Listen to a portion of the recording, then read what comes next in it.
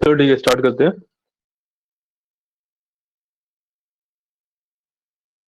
Okay, तो आज जो हमारा टॉपिक है दैट इज कैटेगोरिकल डेटा। ठीक है, या फिर डेटा कैटेगराइजेशन, कुछ भी कह सकते हो। ठीक है, तो let's call it data categorization. कहते रहो, कुछ भी कह सकते हो।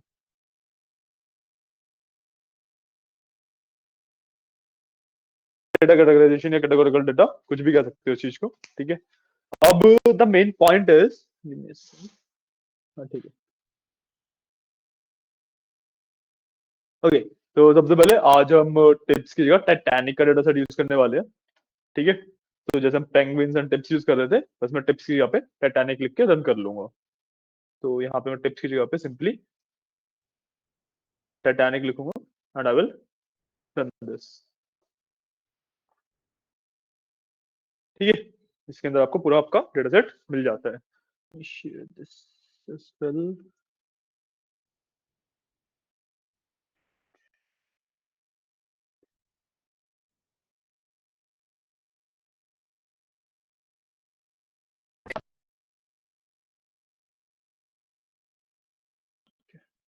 ठीक है, बस मैंने यहाँ पे टिप्स की यहाँ पे टाइटैनिक लिख लिया पहले तो।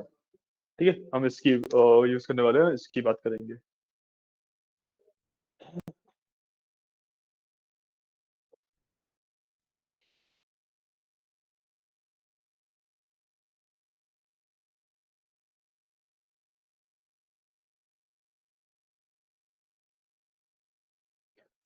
ठीक है, तो जब हम कैटेगोरिकल डेटा की बात करते हैं, डेटा कैटेगराइजेशन की बात करते हैं, तो इसका basic in the very sense, मतलब बहुत बेसिक सेंस में मतलब निकलता है कि जैसे मैं जो रिलेशनशिप की वाली बात थी, उसमें डेटा की डायरेक्शन वगैरह देख रहा था। ठीक है, बट उसके अंदर मैं क्या नहीं कर सकता। देखो, जैसे टिप्स वाले डेटा सेट के अंदर टोटल बिल और टिप्स की बात करी थी हमने, तो टोटल बिल बढ़ेगा, टिप्स बढ़ेगी, टोटल बिल घटेगा, टिप्स घटेगी, इस तरीके से हमने बात करी थी, राइट। सो दोनों न्यूमेरिक है, तो मैं इसमें कैटेगराइजेशन मतलब इनको लिंक कर दिया, मैंने इनका रिलेशन फाइंड कर लिया। बट मेरे पास कुछ ऐसे कॉलम्स भी तो हो सकते हैं कि मान लो जिसके अंदर जैसे कस्टमर नेम है, उसको मेरे को टिप से रिलेट करना है। पॉसिबल है, मतलब एक्चुअली मैं कस्टमर नेम को टिप से रिलेट नहीं करूंगा, बट फॉर एग्जाम्पल एक मेरे पास प्रॉपर नेम्स वाला कॉलम है जिसके अंदर स्ट्रिंग्स है, टेक्स्ट है। दूसरा मेरे पास न्यूमेरिकल कॉलम है, इनको भी मेरे को रिलेट करने की नीड पड़ सकती है ना। टाइटैनिक वाला डेटा सेट हमने इसीलिए यूज किया है क्योंकि इसके अंदर यू हैव योर बेसिकली जो टाइटैनिक शिप थी उसमें किसका कितना टिकट प्राइस था, कौन सी क्लासेस में था, किस गेट से एंट्री करी थी, and in the and survive किया था या फिर नहीं किया था, इसका पूरा डेटा सेट है वो। ठीक है, अब इसके अंदर आई विल बी रिलेटिंग कि क्लास का इम्पैक्ट पड़ता है क्या सर्वाइवल के ऊपर, या फिर मैंने जितना ज्यादा पे किया उससे मेरा इम्पैक्ट पड़ रहा है सर्वाइवल के ऊपर या फिर नहीं।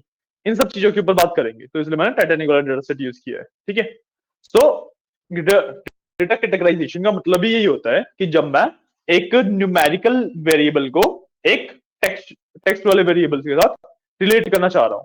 ठीक है, गेटिंग पॉइंट, कि जो मैंने कोवेरिएंस या कोरिलेशन की बात करी थी वो सिर्फ न्यूमेरिक न्यूमेरिक पे वर्क करता है, टेक्स्ट टेक्स्ट पे भी वर्क नहीं करेगा, सिर्फ न्यूमेरिक और न्यूमेरिक के लिए है कि मेरे को जो भी वेरिएबल में कंपेयर कर रहा हूँ, एक दो तीन जितने मर्जी, सारे न्यूमेरिक वेरिएबल्स है। ठीक है, but there is a chance, like almost chance क्या, काफी अच्छा खासा देर इज दिस प्रोबेबिलिटी कि आपको न्यूमेरिक को टेक्स्ट वाले कॉलम्स के साथ भी, टेक्स्ट वाले वेरिएबल्स के साथ भी कंपेयर करना पड़ सकता है। तो इसके लिए हम सीखते हैं डेटा कैटेगराइजेशन। ठीक है, डेटा कैटेगराइजेशन के अंदर आपके तीन पार्ट्स आते हैं। सबसे पहले होता है काउंट्स। ठीक है, काउंट्स बेसिकली सिंपल काउंटिंग, जो एक्सेल के अंदर काउंट काउंटे वाला वगैरह वाला फॉर्मूले होते थे, वही वाला सिंपल। ठीक है, इसके बाद दूसरा आपके आता है प्रोपोर्शंस, की स्प्लिट क्या है। ठीक है, इसके बारे में और डीप में बात करेंगे अभी। ठीक है, इसके बाद आपके पास आता है प्रोपोर्शंस। ठीक है, और इसके बाद ना एक, it's not like a topic या कुछ, it's like a method basically. ठीक है, जिसको मैं ग्रुप चार्ट बोलता हूँ।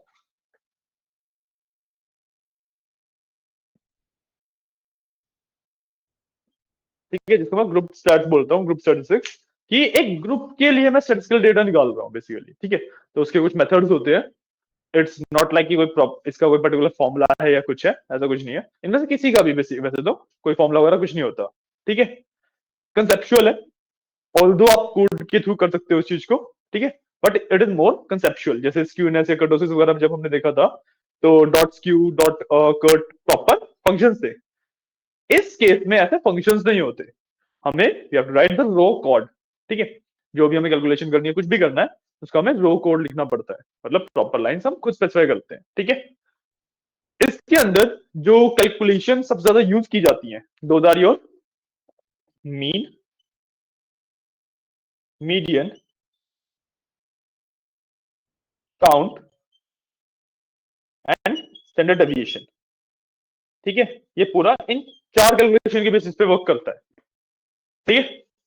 So mean, median, count and standard deviation, ये चार कैलकुलेशन थी जो हमने सेंट्रल टेंडेंसी के टाइम पे पढ़ी थी। ये मतलब मीन मीडियन तो सेंट्रल टेंडेंसी के टाइम पे था ही, काउंट काफी सिंपल है, एंड स्टैंडर्ड डेविएशन आपका उसमें वेरिएबिलिटी के केस में था, ठीक है। इनको यूज करके यू डू डेटा कैटेगराइजेशन, ठीक है। कैटेगराइजेशन का बेसिक मतलब समझ आया है? नहीं आया? बेसिकली बहुत सिंपल है, अगर मैं एग्जांपल देके बताऊं, तो लेट्स से मेरे पास एक कॉलम है ऑफ टिकट प्राइजेस, प्राइस का कॉलम है एक, ठीक है। टाइटैनिक वाला जो डेटा सेट है उसी की बात कर रहा हूँ। एक कॉलम है प्राइस का, ठीक है, और दूसरा मेरे पास कॉलम है क्लासेस का, कि मतलब वो फर्स्ट क्लास की टिकट ली थी, सेकंड क्लास की टिकट ली थी, थर्ड क्लास की टिकट ली थी, ठीक है। एंड एक कॉलम है सर्वाइवल का, ठीक है। जो प्राइजेस है उसके अंदर तो डॉलर वैल्यूज होंगी, अलग अलग हो सकती है ना। सर्वाइवल के अंदर 0 और 1 में वैल्यूज है, मतलब 0 का मतलब सर्वाइव नहीं किया उन्होंने, 1 का मतलब उन्होंने सर्वाइव कर लिया, ठीक है। अब इन तीनों कॉलम के बीच में अगर मेरे को रिलेशन निकालना है, तो ना मैं मीन निकाल सकता, मतलब प्राइस का डेफिनेटली मीन निकाल सकता हूँ, बट वो बाकी से रिलेट नहीं करेगा, है ना। और मैं 0 और 1 का तो मीन निकाल नहीं दूंगा, क्योंकि ऑल्दो वो नंबर्स हैं, मीन निकल सकता है, बट लॉजिकली गलत हो जाएगा ना वो, कि वो तो सर्वाइवल बता रहा है, मैं 0 1 की जगह पे यस नो भी हो सकता था, तो इसका भी मीन पॉसिबल नहीं है, और क्लासेस का भी मीन पॉसिबल नहीं है ना। सिमिलरली कोरिलेशन अगर मैं बात करूं, तो कोरिलेशन भी डायरेक्शन ऑफ डेटा के ऊपर वर्क करता है, तो क्लास के हिसाब से प्राइस की मैं डायरेक्शन ऑफ डेटा भी नहीं निकाल सकता, है ना, क्योंकि इसमें दोनों न्यूमेरिक चाहिए होते हैं। इसमें मेरे पास टेक्स्ट वाले आ गए, न्यूमेरिक आ गए, और बुलियन भी आ गए, तो दैट इज अ प्रॉब्लम। इसी प्रॉब्लम को फिक्स करता है हमारा डेटा कैटेगराइजेशन का कंसेप्ट, ठीक है। इसके अंदर काउंट्स निकाल सकता हूं मैं, ठीक है। हर एक जो प्राइजेस हैं, कितनी एंट्रीज एग्जिस्ट कर रही हैं, काउंट्स निकल सकते हैं उसके। Class first second third, count 3 हुआ, 3 यूनिक वैल्यूज है, इसका भी काउंट निकल सकता है। 0 1, काउंट 2 हुआ, इसका भी काउंट निकल सकता है। इसलिए मैं काउंट्स यूज कर सकता हूँ, ठीक है। प्रोपोर्शंस यूज करता हूँ। प्रोपोर्शंस का मतलब क्या होता है, कि कितने percent of my passengers first class के थे, कितने परसेंट सेकंड क्लास के थे, कितने परसेंट थर्ड क्लास के थे, कि भाई फर्स्ट सेकंड थर्ड क्लास में कितने कितने परसेंट का डिवीजन था, दैट इज प्रोपोर्शन। ये निकाल सकता हूं मैं, है ना। इस टाइप ऑफ डेटा पे मैं ये निकाल सकता हूँ। एंड ग्रुप स्टैट्स थोड़ा सा कॉम्प्लेक्स टॉपिक है, तो उसके बारे में तभी बात करेंगे हम। But group stats basically is based on कि मैं मीन मीडियन निकालता हूँ प्राइजेस का, कैटेगराइज करके उसे first second and third class के बेसिस पे, कि फर्स्ट क्लास का एवरेज टिकट प्राइस क्या रहा, सेकंड क्लास का एवरेज टिकट प्राइस क्या रहा, थर्ड क्लास का एवरेज टिकट प्राइस क्या रहा, इस तरीके से। बात समझ आ रही है मेरी? आई थिंक ये सबसे सिंपल टॉपिक है डिस्क्रिप्टिव स्टैट्स का, सबसे ज्यादा सिंपल टॉपिक है डिस्क्रिप्टिव स्टैट्स का। हाँ, तो यार ये काफी मतलब ग्रुप स्टैट्स पे जब आप आओगे तो थोड़ा सा कॉम्प्लेक्स होगा, बट अभी तक तो जो बताया काफी सिंपल है। आ रहा है समझ? कोई डाउट्स वगैरह तो नहीं? पक्का आगे बढ़ सकते हैं? ठीक है, तो सबसे पहले ना बेसिक वाली जो चीजें उन्हीं को निपटा लेते हैं, ठीक है।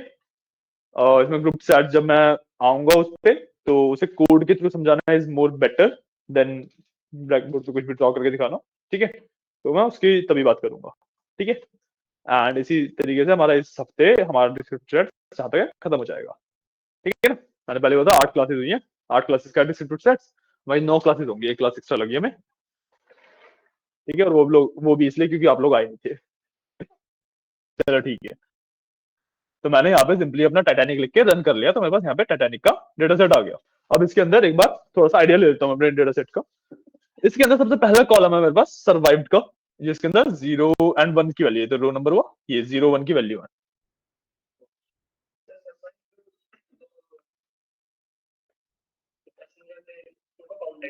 नहीं, सर्वाइवल्स की हर एक पैसेंजर की सिंगल सिंगल एंट्री है ये, तो पैसेंजर लास्ट में सर्वाइव किया या नहीं किया वो है।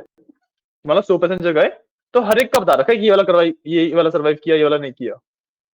ठीक है, that is survive. P class is passenger class, कि किस क्लास में थे वो। ठीक है, तो यहाँ पे 3 1 3 ऐसे लिखा हुआ है, तो 1 मतलब फर्स्ट क्लास, थर्ड मतलब थर्ड क्लास। ठीक है, सो डिफरेंट क्लासेस थी ट्रेनिंग पे। पता कैसे चलेगा कि ये क्लास के बारे में बात कर रहे हैं, सर्वाइवल के बारे मतलब में? 0 1 से तो चलो पता चल गया कि सर्वाइवल। ये सर आप ये कह रहे हो ना एंटी फ्रेम हिट? अरे इसको ऐसे मत करो, वो एक एक्स्ट्रा लाइन आती है, शायद तुम पहली क्लास में तुमने ये चीज सुनी नहीं थी। एक एक्स्ट्रा लाइन आती है ऑफ के बाद से हमारे कॉलम के नाम शुरू होते हैं। सो सर्वाइव्ड एक्चुअली थोड़ा सा आगे शिफ्टेड है, बट ये वाला कॉलम सर्वाइव्ड का है, ये वाला कॉलम पी क्लास का है, फिर ये वाला कॉलम 6 का है। इस तरीके से थोड़ा सा आगे शिफ्टेड है बस वो। हाँ, वो थोड़ा फॉर्मेटिंग का इशू रहता है इसमें। ठीक है, अब समझ आया है ना। उसके बाद मेरे पास पी क्लास में 1 3 बार लिखा हुआ है, 2 लिखा हुआ है, तो first class, second class, third class. ठीक है, उसके बाद सेक्स, देवर मेल और female, so male and female लिखे हुए हैं, है ना। एज है कि उनकी एज क्या थी, 22 38 26 35 35 27 19, किसी की अवेलेबल भी नहीं है, जैसे नान भी लिखा हुआ है एक, है ना। देन वी हैव ऐसा भी ठीक, क्या था ये वाला मेरे को भी देखना पड़ेगा एक बार। सिबलिंग स्पाउसेस, हाँ ये सिबलिंग स्पाउसेस था, कि जो पर्सन आया था उसके साथ वो उसके साथ अपने सिबलिंग्स कितने थे, उसके स्पाउस कितने थे, मतलब स्पाउस एक ही होगा, बट हाँ। ठीक है, तो जैसे यहाँ पे 0 वैसे लिखा हुआ है तो वो पर्सन अकेले ही आए थे, जैसे यहाँ पे 2 लिखा हुआ है तो 2 सिबलिंग थे उसके साथ उसके। ठीक है, इस तरीके से डेटा है वो। ठीक है, उसके बाद 5 6 हाँ, 5 इज पेरेंट। ठीक है, पेरेंट्स की बारे में वो बात है। ठीक है, कि नंबर ऑफ पेरेंट्स, मतलब सिंगल पेरेंट अपने सिर्फ पापा को लेके आया, अपने मम्मी को लेके आया, दोनों को लेके आया, उसके बारे में बात है। ठीक है, सो सिबलिंग स्पाउसेस दिस 1 1 0 0 1 1 ये सब सिबलिंग स्पाउस वाला कॉलम है। अच्छा, ये सर्वाइवल के नीचे वाला। हाँ, सर्वाइवल के नीचे वाला सिबलिंग स्पाउसेस का कॉलम हो गया। उसके बाद जो 0 0 0 2 लिखा हुआ है वो पेरेंट्स वाला कॉलम हो गया। ठीक है, ये नाम थोड़े से अजीब है, इसलिए मेरे को भी याद करने में दिक्कत हुई, बट ऐसा जिसको याद करने का मतलब नीड होती नहीं है।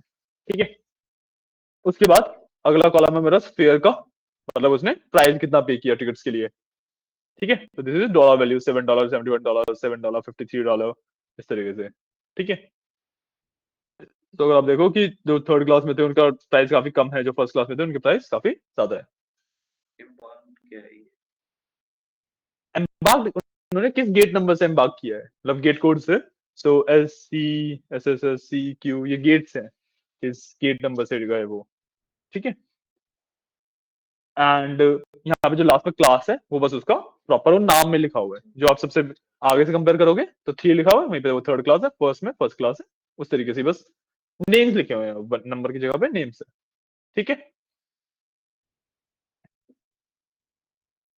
इसके बाद वी हैव, अगर थोड़ा नीचे आओ तो हु है। हु के कॉलम में अगेन हमारे पास जेंडर्स ही लिखे हुए हैं, ही वाज मैन और वुमेन। ठीक है, उसके बाद एडल्ट मेल है, कि इसमें एडल्ट मेल था या फिर नहीं था, मतलब ट्रू है तो मतलब वो एडल्ट मेल था, और वुमेन के केस में ज्यादा फॉल्स लिखा हुआ है इसमें। ठीक है, basically that women adult mail छोड़ना होगा। ठीक है, उसके बाद डेक है, कि वो किस डेक पे थे। शिप में डेक्स होते हैं ना, फ्लोर्स बेसिकली, वो किस फ्लोर पे थे। सो C C B C और नैन वाले की हमारे पास डेटा है नहीं। ठीक है, एम्बार्क टाउन मतलब किस टाउन से उन्होंने एम्बार्क किया। ठीक है, तो ये जगहों के नाम है जिस टाउन से उन्होंने एम्बार्क किया। ठीक है, alive that is basically survived only, ठीक है, तो नो का मतलब सर्वाइव नहीं किया उन्होंने, यस का मतलब सर्वाइव कर गए। ठीक है, एंड अलोन कि वो क्या अकेले थे, तो फॉल्स का मतलब कि वो अकेले थे नहीं, सॉरी, फॉल्स का मतलब वो अकेले नहीं थे, ट्रू का मतलब वो अकेले आए थे। ठीक है, ये बेसिकली हमारा डेटा सेट है, इसका हमें आइडिया मिल गया अच्छा खासा। ठीक है, तो अब इसमें देखोगे कि कंपेयर करने के लिए ना आप कोरिलेशन या कोवेरियंस किसी के साथ भी नहीं निकाल सकते। कोई भी दो न्यूमेरिकल वैल्यू है ही नहीं, एक ही न्यूमेरिकल वैल्यू हमारे पास फेयर की, है ना, पॉइंट। तो इस तरीके के डेटा सेट के लिए वी यूज कैटेगराइजेशन। ठीक है, क्या हुआ, अच्छा, ठीक है, इस तरीके के डेटा सेट के लिए वी यूज कैटेगराइजेशन। ठीक है, अब इस तरीके का डेटा सेट भी काफी बार डेटा एनालिसिस में आता है। एंड जो ये टाइटैनिक वाला, ये तो चलो डमी डेटा सेट है, बट जो टाइटैनिक वाला डमी डेटा सेट है, ये बहुत ज्यादा यूज्ड डेटा सेट है proper data analytics, data science की फील्ड में। हाँ, ये डेटा सेट बहुत ज्यादा यूज किया जाता है, मतलब बहुत सारे प्रोजेक्ट्स हैं जो इस डेटा सेट के ऊपर बनाए जाते हैं।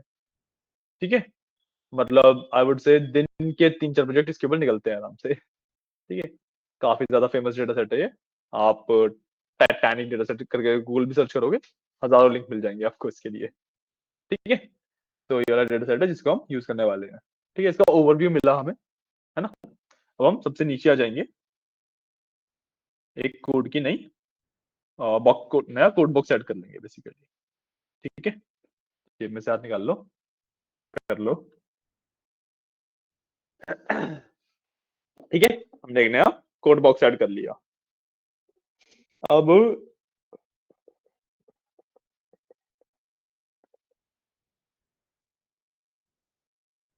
हाँ, सबसे पहले हमारा जो टॉपिक है काउंट्स का है, सिंपल हम काउंटिंग करेंगे। ठीक है, और जो काउंटिंग है ना, जैसे हिस्टोग्राम के टेबल में जो फ्रीक्वेंसी डिस्ट्रीब्यूशन बोलते हैं, हिस्टोग्राम को हम फ्रीक्वेंसी डिस्ट्रीब्यूशन बोलते हैं, याद है ना। तो जो काउंट कर रहे हैं हम, वैल्यू काउंट बेसिकली फंक्शन होता है, इसको मैं फ्रीक्वेंसी टेबल भी बोलता हूँ। ठीक है, मतलब एक्चुअल जब आप डेटा एनालिसिस के टर्म्स में बात करोगे, तो आप इसको काउंट नहीं बोलते हैं, इसको हम बोलते हैं फ्रीक्वेंसी टेबल निकालना। तो अगर आपको बैचेस बोला जाए कि फ्रीक्वेंसी टेबल निकाल दो इसका, तो कुछ नहीं करना है, आपको सिर्फ काउंटिंग ही देनी है उन्हें। ठीक है, हाँ, काउंटिंग करने को फ्रीक्वेंसी टेबल बोलते हैं। एंड अगर आपसे बोला जाए कि फ्रीक्वेंसी डिस्ट्रीब्यूशन दिखाना है, तो वो हिस्टोग्राम से दिखता है, वो हिस्टोग्राम बनाना होता है उस केस में। ठीक है, ये कुछ टर्मिनोलॉजीज है, मतलब है काफी सिंपल, बट अगर आपको ना पता हो कि frequency table is basically counting, तो फ्रीक्वेंसी टेबल काफी कंफ्यूजिंग टर्म है। And histogram is known as frequency distribution. ठीक है, अब हम किसी भी बेसिकली कॉलम का काउंट निकाल सकते हैं। ठीक है, so let's do one thing, जो मेरे पास सिक्स वाला कॉलम है, उसका काउंट निकालता हूँ। ठीक है, तो मैंने किस में सेव किया था, डीएफ में। ठीक है, तो डीएफ, एंड इसके अंदर से I will pick a column of 6। तो 6 का कॉलम मैंने पिक किया, and I will do dot value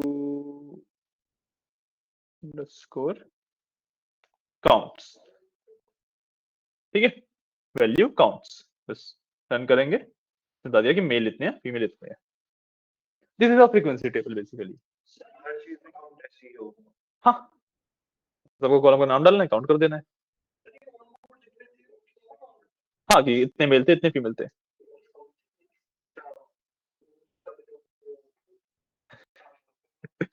साफ नंबर नहीं होते इसमें। हाँ, ठीक है।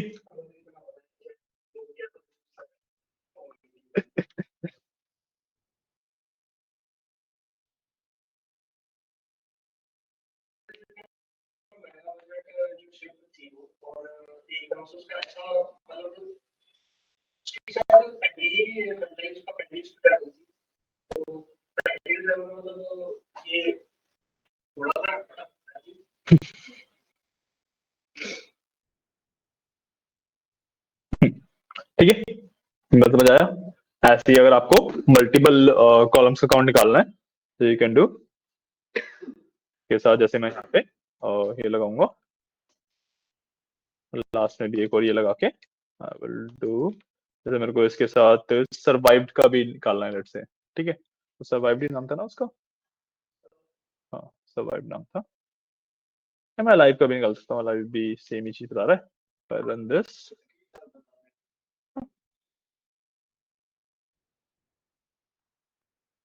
ठीक है,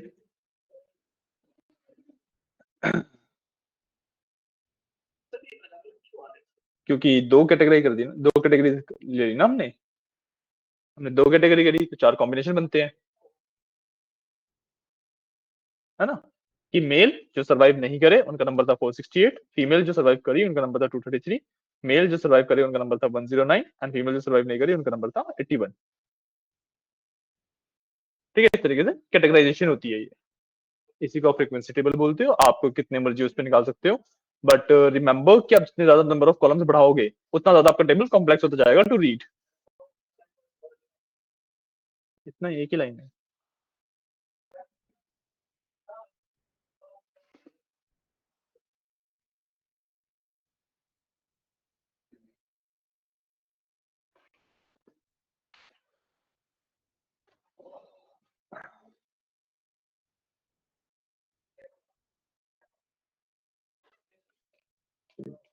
या इसको ना मैं वापस सिंगल उस पे ला रहा हूँ, जैसे अलाइव वाला अगर मैं यूज कर लूँ सिंपली, तो मैं सिंगल कॉलम यूज कर रहा हूँ। ठीक है, सिर्फ अलाइव वाला यूज करूंगा, तो बस नो और यस की काउंट आ जाएगा। ठीक है, अब इसको ना मैं नॉर्मलाइज कर सकता हूँ। ठीक है, एक बार नॉर्मलाइज करता हूँ। हाँ इतने सर्वाइव करे। हाँ, नो मतलब इतने सर्वाइव नहीं करे, यस मतलब इतने सर्वाइव करे। ठीक है, अब देखो नॉर्मलाइज किया, सो उसने प्रोपोर्शंस निकाल दिए कि 61% के अराउंड सर्वाइव नहीं करे थे एंड 38% के अराउंड सर्वाइव करे थे। क्या रहा है?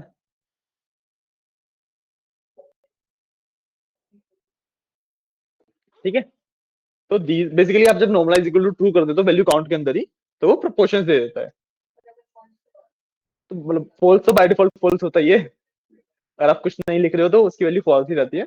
अगर आपको प्रोपोर्शंस चाहिए तो आप ट्रू करते हो उसे। ठीक है ना, अगर जैसे खाली छोड़ रहे हो तो मतलब normalize equal to false. Count actual number देता है, प्रमोशन प्रमोशन कह रहा हूँ, प्रोपोर्शंस या फिर नॉर्मलाइजेशन बेसिकली परसेंटेज बता देता है।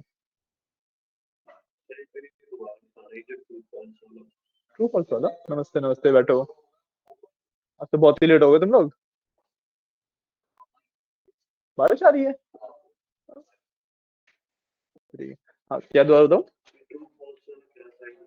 देखो नॉर्मलाइज करके एक वेरिएबल होता है हमारे पास, जो वैल्यू काउंट का फंक्शन है ना, उसके अंदर नॉर्मलाइज करके फंक्शन होता है, मतलब या वेरिएबल होता है। ठीक है, जब आप इसको खाली छोड़ रहे हो या फिर नॉर्मलाइज इक्वल टू फॉल्स लिख रहे हो, दोनों का मतलब सेम होता है। उसमें मतलब होता है कि मैं ना एक्चुअल नंबर जानना चाहता हूँ कि नंबर क्या था, काउंट कर रहा हूँ अगर मैं, तो कितने यस थे कितने नो थे, एक्चुअल नंबर जानना चाहता हूँ। नहीं नहीं, फॉल्स का मतलब है जो इस वाले कॉलम पे फर्क पड़ता है, यस नो पे नहीं, इस वाले कॉलम पे, कि वो नंबर बताएगा, यस कर मतलब ट्रू कर दूंगा तो परसेंटेज बताएगा। ठीक है ना, आगे टॉपिक काफी सिंपल ही है। ठीक है, आप लोगों के लिए एक बार फटाफट रिपीट कर देता हूँ। हम आज बात कर रहे हैं कैटेगोरिकल डेटा की या फिर डेटा कैटेगराइजेशन की।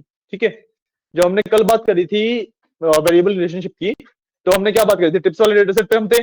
उसमें हमने बात करी थी कि जैसे अगर टोटल बिल ऊपर जा रहा है तो टिप्स ऊपर जाएगी नीचे जाएगी, क्या होगा, इन सब चीजों की बात करी थी। बट मान लो अगर मेरे पास दो कॉलम, एक न्यूमेरिक है एक नॉन न्यूमेरिक है ना, या फिर दोनों नॉन न्यूमेरिक है, तब तो मैं कोरिलेशन फाइंड कर ही नहीं सकता, है ना, क्योंकि दोनों न्यूमेरिक के लिए ही कोरिलेशन या कोवेरिएंस वर्क करेंगे।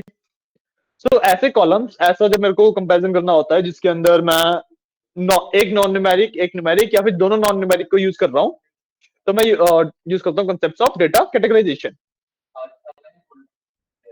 क्या? फोल्डर नहीं, डेटा सेट का नाम टाइटैनिक है।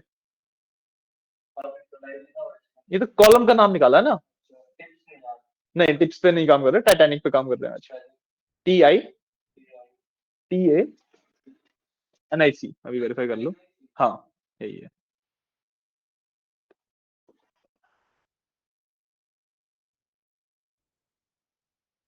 ठीक है, इस पे काम कर रहे हैं।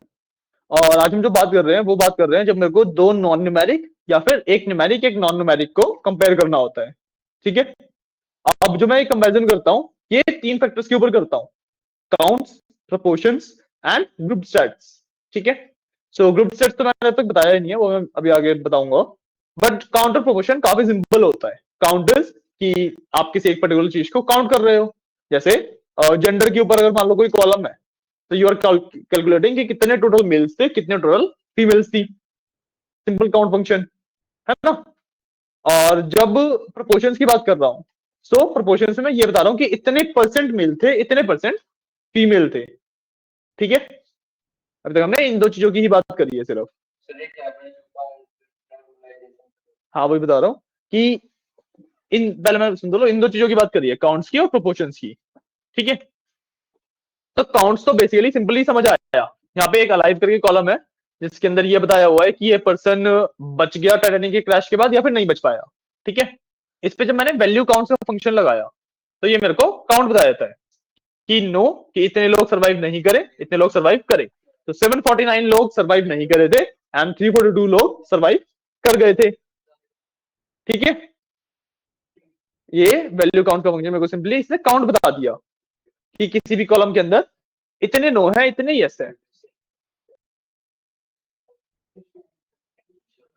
सुन लो भाई, इसने काउंट बता दिया।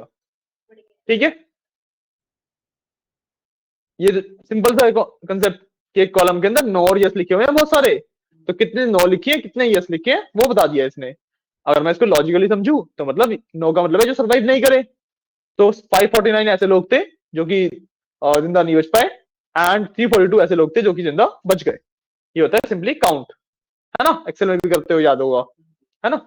अब इसी को हम ना परसेंटेज में कन्वर्ट कर देते हैं कि कितने परसेंट लोग बचे, कितने परसेंट लोग नहीं बचे। इस परसेंटेज में कन्वर्ट करने को मैं प्रोपोर्शंस कहता हूं। इसको करने के लिए मैं जो वैल्यू काउंट्स है ना, इसके ब्रैकेट के अंदर नॉर्मलाइज करके एक वेरिएबल होता है, उसकी वैल्यू में ट्रू दे देता हूं। ये सेट करके अगर रन करता हूं तो मेरे पास परसेंटेज आ जाती है। सो ऑलमोस्ट 61.6% लोग नहीं बचे थे एंड 38.3% लोग बच गए थे। ठीक है, it gives me the percentage. Clear है, अभी तक हमने इतना ही किया है। कर लो, इसे भी लिख लो। लिख लिया, ठीक है। तो ये हमारा प्रोपोर्शंस होते हैं। ठीक है, अब इसके अंदर एक चीज और मैंने बताई थी सच, कि जैसे अलाइव है, अभी मैं सिंगल कॉलम की बात कर रहा हूँ, मैं ना मल्टीपल कॉलम्स में भी देख सकता हूँ ये चीज। ठीक है, लेट से मेरे को देखना है कि जेंडर वाइज कितने लोग सर्वाइव करे, कितने लोग नहीं करे। ठीक है, तो what I will do is, या डीएफ के अंदर दो कॉलम सेलेक्ट कर लूंगा। दो कॉलम सेलेक्ट करना मैंने बताया था। अब दो बार ये लगाओगे स्क्वायर ब्रैकेट्स, एक सेक्स का कॉलम है वो सिलेक्ट करेंगे, तो सेक्स का कॉलम है एक। ठीक है, न्यूमेरिकल डेटा, हाँ भाई 0 1 वाला है। ठीक है, नहीं सेक्स के अंदर न्यूमेरिकल डेटा थोड़ा ना, मेल फीमेल लिखा हुआ है। अरे अरे नहीं, वो तुमने शिफ्ट वाला कंसेप्ट भूल गए।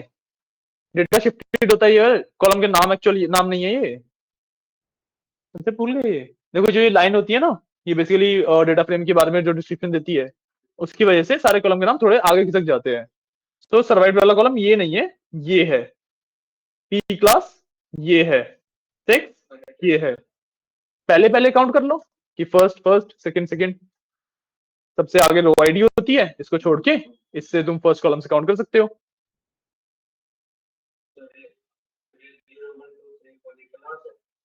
0 1 2 3 4 कहाँ है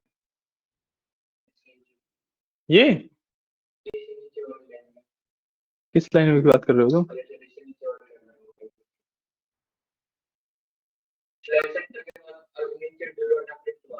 स्लैश के बाद यहाँ पे, इसके नीचे ये वाला, इसकी बात कर रहे हो। नहीं नहीं, ये तो रो नंबर होते हैं, इसको तो छोड़ दो। तो रो आईडी होती है कि पहली रो दूसरी रो करके।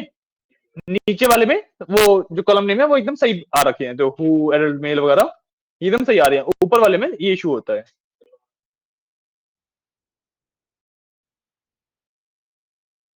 समझ आया,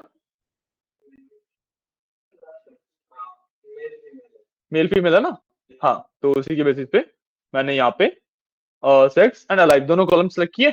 मैं रन करूंगा तो मैं बताएगा कि ऐसे मेल जो कि सर्वाइव नहीं किए वॉज 52%, ऐसे फीमेल जो सर्वाइव कर गई वॉज 26%, मेल जो सर्वाइव करे वॉज 12% एंड फीमेल जो सर्वाइव नहीं करी वॉज 9%। ठीक है, और अब मैं नॉर्मलाइज ट्रू यहां से हटा दूंगा तो एक्चुअल नंबर भी दे देगा ये मेरे को इनके।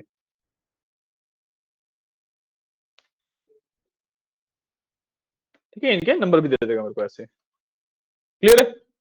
ये काफी सिंपल कंसेप्ट है, यही किया अभी तक हमने। इसके बाद हम ग्रुप सेट्स पे अब आएंगे।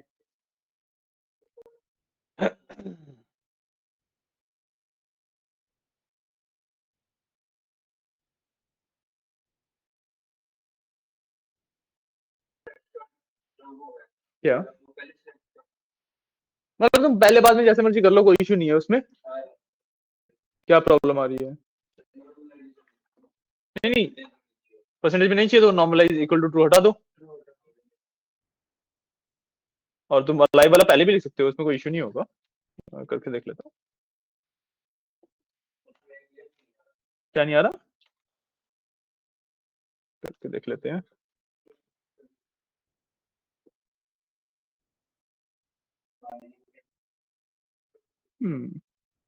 इस प्रिंटिंग वगैरह में इशू होगा, बट मेल के लिए नो है तो ये मेल के लिए यस होगा यहाँ पे बस। होप में भी प्रिंटिंग वगैरह में कुछ इशू होगा, बट वही क्या है कि काम तो दोनों तरीके से करता है।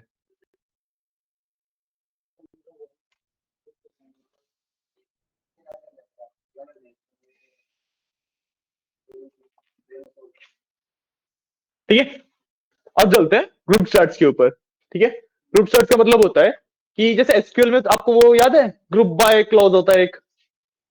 एसक्यूएल में ग्रुप बाय क्लॉज होता है एक। ग्रुप बाय बेसिकली मान लो अगर मैं ग्रुप बाय क्लास कर रहा हूँ तो हर एक क्लास के हिसाब से वो डेटा को अलग अलग कर देता है, फिर मैं मतलब फीस का सम या स्टूडेंट्स की स्ट्रेंथ का सम या कुछ भी निकाल सकता हूँ इस तरीके से। याद है? तो वही ग्रुप बाय हम यहाँ पे यूज करते हैं। ठीक है, तो जब ग्रुप सेट्स की बात करता हूँ तो ग्रुपिंग करनी पड़ेगी मेरे को पहले डाटा की ग्रुपिंग करके मैं उसके स्टैटिस्टिकल वैल्यूज निकालता हूँ। ठीक है, तो देखो करते कैसे हैं। तो सबसे पहले, अच्छा हाँ, इसके अंदर ना ये इसको रिमेंबर गाइस कि ये ना प्रिंट के अंदर आएगा एक्चुअली।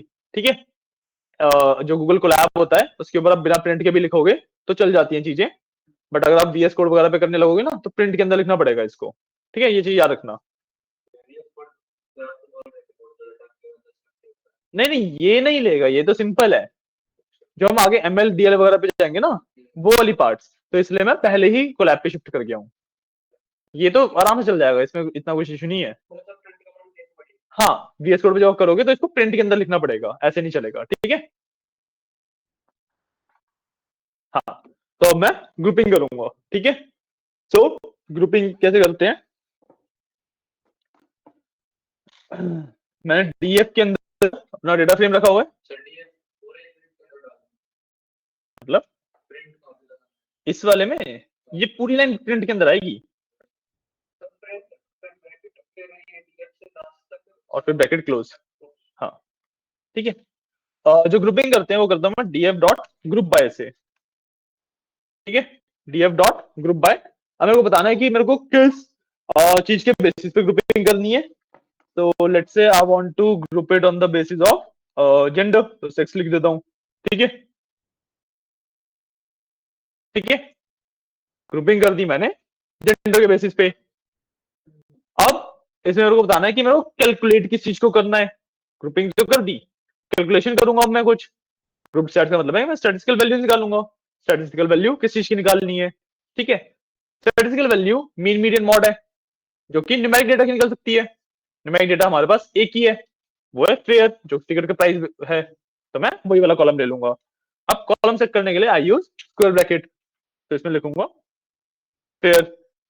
आई थिंक यही स्पेलिंग है, हाँ यही है। ठीक है, मैंने यहाँ पे लिख दिया फेयर। ठीक है, क्लियर है? नहीं समझ आया? ग्रुप बाय पता है क्या होता है? नहीं, जो देखो सेक्स की मैंने लिखा DF dot group by sex, तो मतलब उसने मेल्स का डेटा अलग कर दिया, फीमेल्स का डेटा अलग कर दिया। ग्रुप बाय का मतलब ये होता है। हाँ, ठीक है, अब मैंने निकाला उसमें से मैं कॉलम निकाला फेयर, तो मतलब एक कॉलम मेरे पास फेयर का है जिसमें मेल्स के सारे प्राइजेस हैं, और एक कॉलम मेरे पास फीमेल्स का जिसमें फीमेल्स की सारी प्राइजेस है। अभी तक ये किया है मैंने। ठीक है, और अब what I will do is कि इस फेयर को कैलकुलेट क्या करना है, इन दो जो अलग अलग फेयर निकाले मैंने, इन पे कैलकुलेशन क्या परफॉर्म करनी है, ठीक है। तो अब ना मेरे को मल्टीपल कैलकुलेशन परफॉर्म करनी है। अगर मेरे को सिंगल करनी होती तो मैं डॉट मीन या डॉट मीडियन लिख के आराम से कर लेता, कोई इशू नहीं था। मेरे को मल्टीपल कैलकुलेशन परफॉर्म करनी है, तो उसके लिए मेरे पास एक फंक्शन होता है डॉट ए जी जी, मतलब एग्रीगेट। मल्टीपल कैलकुलेशन करने के लिए मेरे पास फंक्शन होता है एग्रीगेट, ठीक है। ये मेरे को मल्टीपल कैलकुलेशन करके देता है। इसके ब्रैकेट में आई कैन राइट कि कौन कौन सी कैलकुलेशन मेरे को करनी है। से पहले मेरे को मीन निकालना है, फिर आई वांट मीडियन, एंड उसके बाद मेरे को एसटीडी स्टैंडर्ड डेविएशन निकालनी है। 3 चीजें निकालनी है, ठीक है। नहीं नहीं, ए जी जी लिखते हैं सिर्फ।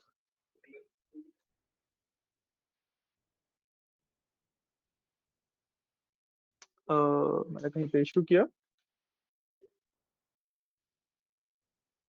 अच्छा लिस्ट में डालूंगा, पहला ही वो है ना, इसको लिस्ट के अंदर डालना पड़ेगा, फिर करना है। मल्टीपल चीजें दे रहा हूँ तो लिस्ट के अंदर दूंगा, ठीक है।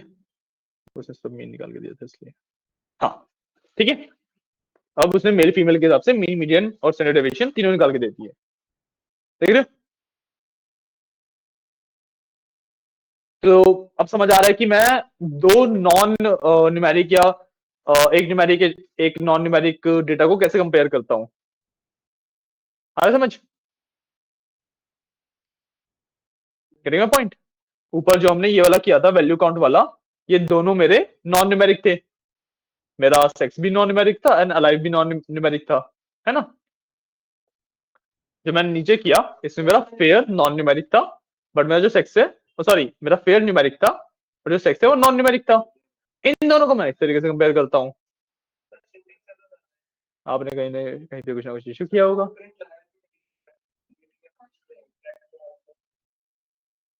कहीं ना कहीं पे इशू किया होगा, वही तो बोल रहा हूँ। ठीक है, इस कमांड में मैंने किया क्या है कि मैंने सबसे पहले जो मेरा डेटा था उसको सेक्स के बेसिस पे, मतलब मेल्स को अलग कर लिया, फीमेल्स को अलग कर दिया, ठीक है। और उस पूरे डेटा में से काफी सारे कॉलम थे, सिर्फ पेयर का जो कॉलम था वो चूज किया, और उस पेयर पे मैंने 3 कैलकुलेशन परफॉर्म करी। उनका मीन निकाल दिया, मीडियन निकाल दिया और स्टैंडर्ड डेविएशन निकाल दी, ठीक है। तो अब देख लो फीमेल की जो मीन है, मतलब एवरेज प्राइस मेल की कंपेरेटिवली बहुत ज्यादा है, फीमेल्स से ज्यादा चार्ज किया गया है बेसिकली, ठीक है।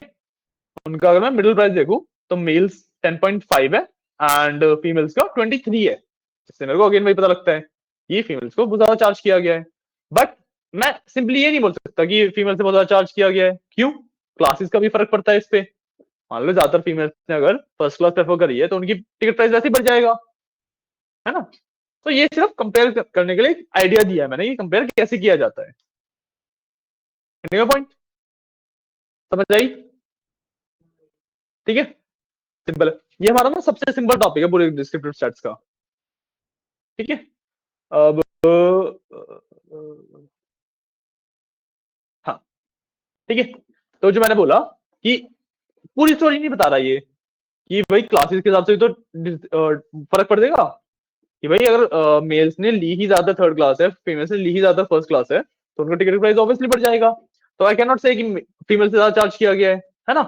इस बात को भी प्रूव आउट कर लेते हैं, इस बात को भी देख लेते हैं कैसे करूंगा। सेक्स और क्लास दोनों के बेसिस पे ग्रुपिंग करूंगा अब मैं, ठीक है। तो मतलब सेक्स और क्लास दोनों के बेसिस पे ग्रुपिंग कर रहा हूँ, इसका मतलब क्या हुआ कि पहले मैंने अपने डेटा को मेल्स को अलग किया, फीमेल्स को अलग किया, और फिर जो मेल्स वाला था या जो फीमेल्स वाला था, दो टेबल थे ना, हर एक में से फर्स्ट क्लास को अलग किया, सेकंड क्लास को अलग किया, थर्ड क्लास को अलग किया, ठीक है। मैं और ग्रुपिंग कर रहा हूँ उसकी, कैसे करूंगा देखो, यहाँ पे लगाऊंगा एक स्क्वायर ब्रैकेट्स और सेक्स के बाद कॉमा करके मैं लिख दूंगा P class. P class basically passenger class, column का नाम है, ठीक है।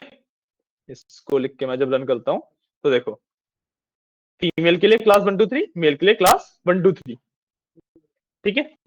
और अगर मैं कंपेयर करूं कि मेल्स के लिए फर्स्ट क्लास एंड फीमेल्स के लिए फर्स्ट क्लास, फीमेल से डेफिनेटली ज्यादा चार्ज किया गया है। मेल्स के लिए फर्स्ट क्लास का प्राइसिंग $67 है, जबकि फीमेल्स के लिए फर्स्ट क्लास का प्राइसिंग $106 है, पॉइंट। तो फीमेल से डेफिनेटली ज्यादा चार्ज किया गया है, ठीक है। और आउटलायर्स का भी फर्क नहीं है कि मैं बोल दूं भाई कोई आउटलायर है तो उसकी वजह से इन्फ्लेट हो गई है वैल्यूज, नहीं, क्योंकि मीडियन में भी फीमेल्स का जो फर्स्ट क्लास का या सेकंड क्लास का या किसी भी क्लास का मीडियन है मेल से ज्यादा है, बेसिकली फीमेल से ज्यादा चार्ज किया ही गया है ना।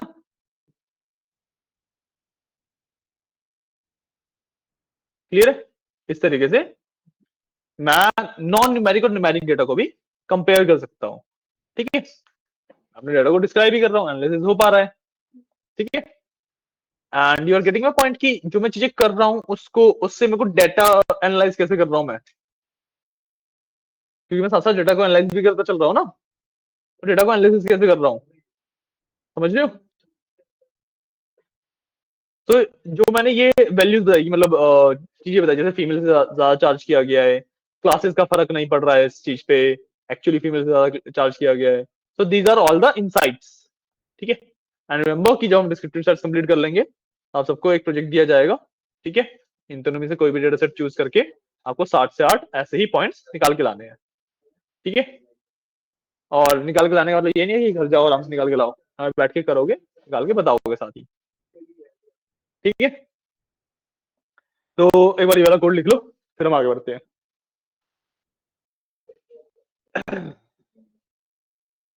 पूरा हट गया।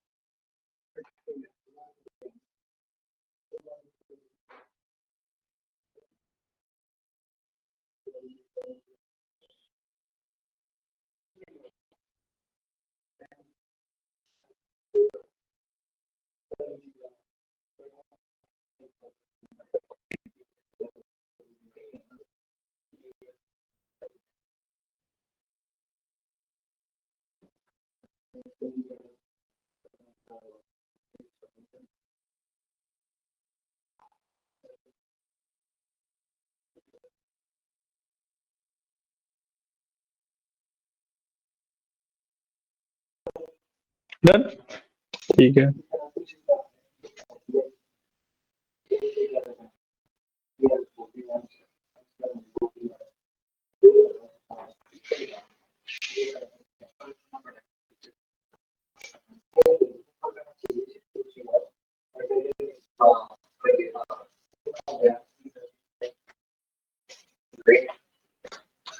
सबको डन गाइस? एक लास्ट है इस चीज को जो हमने फाइंडिंग्स निकाली है, इसको ना मैं ग्रुपिंग करके प्लॉटिंग भी कर सकता हूँ, ठीक है। तो विजुअली देखने के लिए अगर रिपोर्ट्स वगैरह में कभी ग्राफ्स वगैरह लगाने हो तो उसके लिए आप प्लॉटिंग भी कर सकते हो, ठीक है। प्लॉटिंग काफी सिंपल है, एक कोड ब्लॉक कोड डाल देता हूँ, फिर मैं सेम यही चीज ले लेता हूँ, तो ना मैं कॉपी कर लूंगा, नीचे सबसे पहले तो मैं लिखूंगा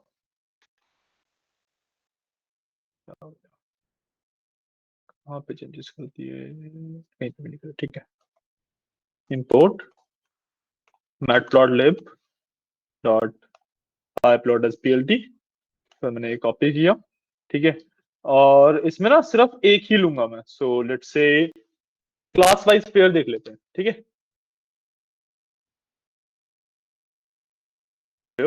ठीक है, अब इसका मैं मीन निकाल लेता हूँ, तो मीन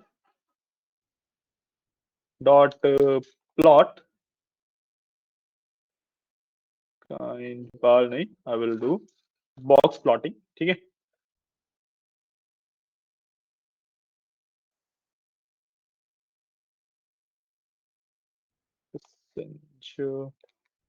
प्लस एवरेज पेयर, ठीक है,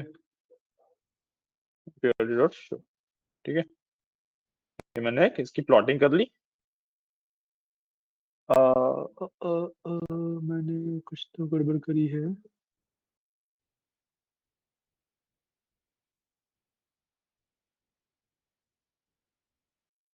एक मिनट रुको, मैंने कहाँ गड़बड़ कर दी है? Let me see.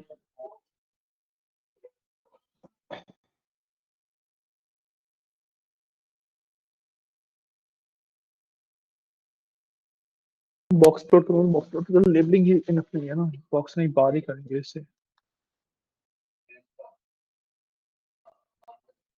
हाँ ठीक है, ठीक है, एक गोल्ड लिखो, फिर एक बार वो भी डिस्कस कर लेते हैं।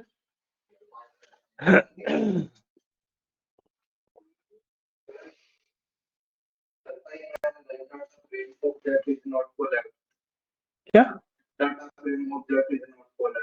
Not collab? किस लाइन में एरर दिखा रहा है? अरे मतलब कौन सी लाइन, किसकी बात करते हो? अच्छा callable, database object is not callable. Database object, database में क्या कर रहे हो?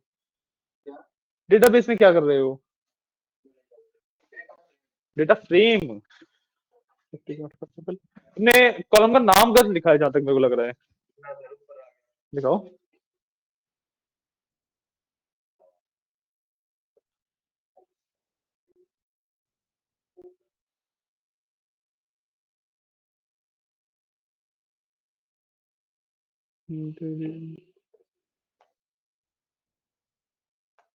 अरे ऐसे नहीं होता, ये वाले ब्रैकेट नहीं आएंगे यहाँ पे, जो राउंड ब्रैकेट लगाया ना, ये नहीं, यहाँ पे भी ये वाले ब्रैकेट आते हैं।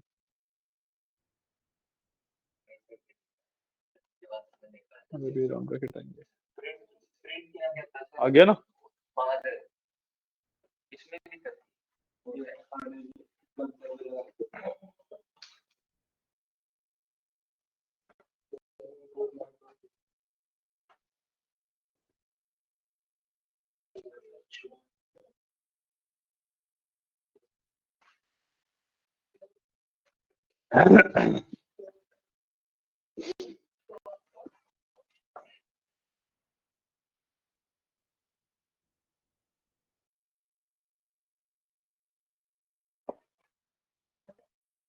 ये बेसिकली यही दिखाने के लिए है कि आप ग्रुपिंग करके ना उसका प्लॉट भी बना सकते हो, उसका प्लॉटिंग भी कर सकते हो, ठीक है। सो देखो, ये तो हमें ऑलरेडी पता था, जो हमें रिजल्ट पता लगने वाला है कि भाई फर्स्ट क्लास का प्राइस ऑब्वियसली सबसे ज्यादा है, फिर सेकंड क्लास का थोड़ा मतलब काफी कम है, और थर्ड और सेकंड में ज्यादा डिफरेंस नहीं है। ये पता लगा है बस हमें, ठीक है। हाँ ठीक है, ये अब कोड लिख लो। आज की क्लास के लिए इतना ही है, लिख लियो, ठीक है।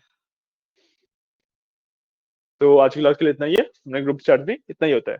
ग्रुप चैट्स का बेसिक मतलब वही होता है कि मैं ग्रुपिंग करके उसकी कैलकुलेशंस कर रहा हूँ, ठीक है। क्योंकि वो बताया ना कि किस तरीके का प्लॉटिंग करनी है। अगर मैं जैसे नॉर्मली जब प्लॉट करता हूँ, तो मैं पीएलटी डॉट हिस्ट या पीएलटी डॉट बार करता हूँ ना, बट इस केस में मैंने सीधा पांडास के अंदर ही प्लॉटिंग करवा दी साथी, मतलब मेट्रोटिक साथी यूज कर लिया इसके। तो मैंने आगे मेरे को वैसे क्या करना पड़ता कि मैं ग्रुपिंग करी, इसमें से दो वैल्यूज में इसको डिस्क्लोज करना पड़ता, क्योंकि पी क्लास की तीन वैल्यूज में मेरे को डिस्क्लोज करना पड़ता। पी क्लास है ना, तीन पी क्लास एग्जिस्ट करती है मेरे पास, फिर तीन वैल्यू देता अलग अलग, मेरे को उनको हैंडल करना पड़ता। तो इतना सारा कोड लिखने की जगह मैं सीधा सीधा डॉट प्लॉट करके भी कर सकता हूँ, ताकि वो जितना भी उसका आउटपुट है ऑटोमेटिकली हैंडल कर लेता है उसको। हाँ, क्योंकि डॉट प्लॉट करने के बाद तुम प्लॉट डॉट बार या प्लॉट डॉट वैसे नहीं कर सकते ना, तो काइंड वेरिएबल होता है, उसके अंदर तुम्हें बताना पड़ता है किस तरीके का तुम्हें ग्राफ चाहिए।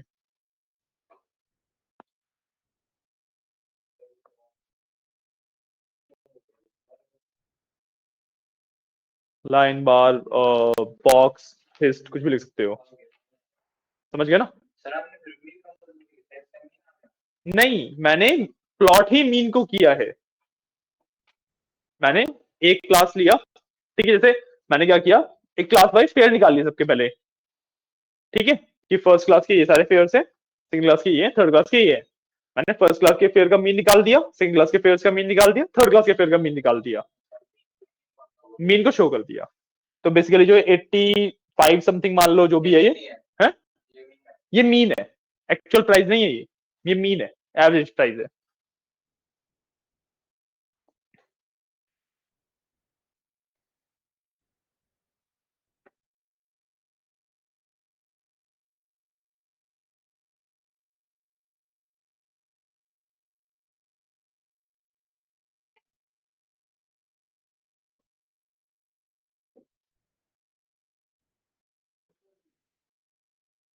में निकलना है निकल जाओ।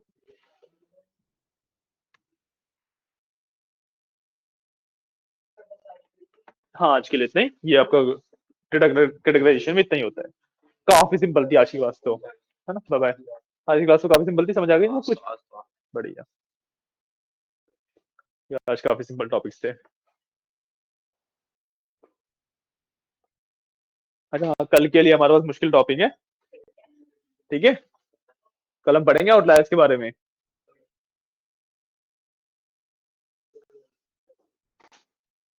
क्या गिरा दिया?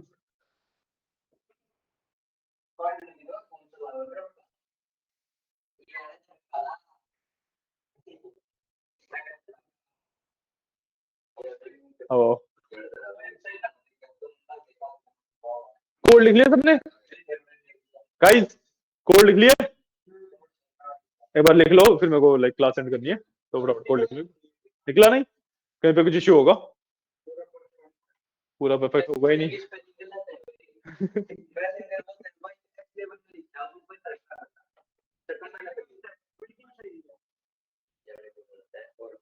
इसमें क्या हो गया?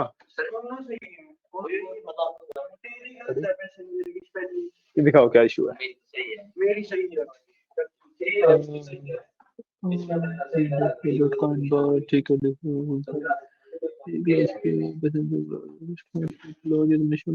खुद तो ठीक है, इशू क्या है?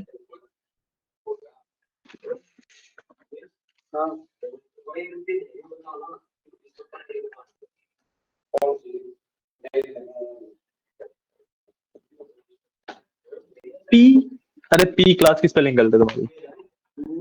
यहाँ पे पी क्लास की स्पेलिंग होती है। अरे C L A double S होती है भाई, एक एस और लगाओ। हाँ अब रन करो।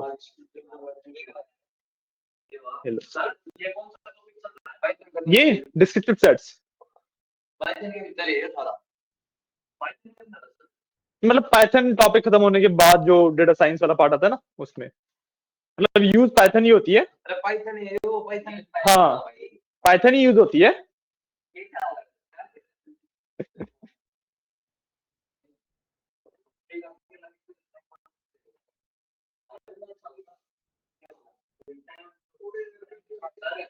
हाँ जी, क्या हुआ?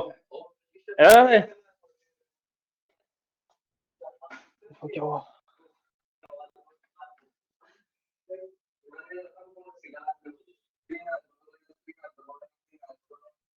बंद कौन करेगा इस ग्रुप बाय को? बंद कौन करेगा?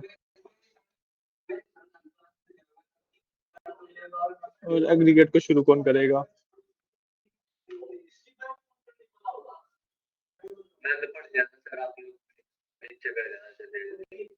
हो ठीक है, failed है। तुमने वो भी तो निकाला ना, किस कॉलम की कैलकुलेशन करोगे? तुम किस कॉलम की कैलकुलेशन करोगे वो भी तो नहीं बताया। तुमने ग्रुप बाय तो कर दिया, किस कॉलम पे अब मीन मीडियन मॉड निकालना है वो भी तो नहीं बताया ना। तो तुम्हें बताना पड़ेगा कि मेरे को भाई पेयर का निकालना है मीन मीडियन मॉड। हाँ अभी दिखा देता हूँ, चलो।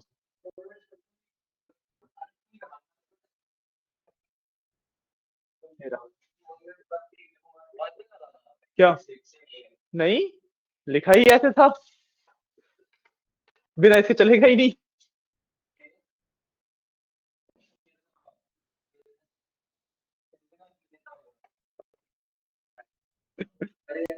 लिख लिए गाइस?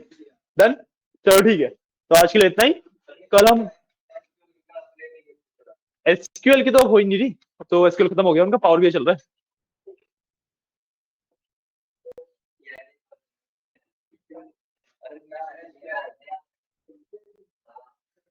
तो ठीक है गाइस, थैंक यू। हाँ जी।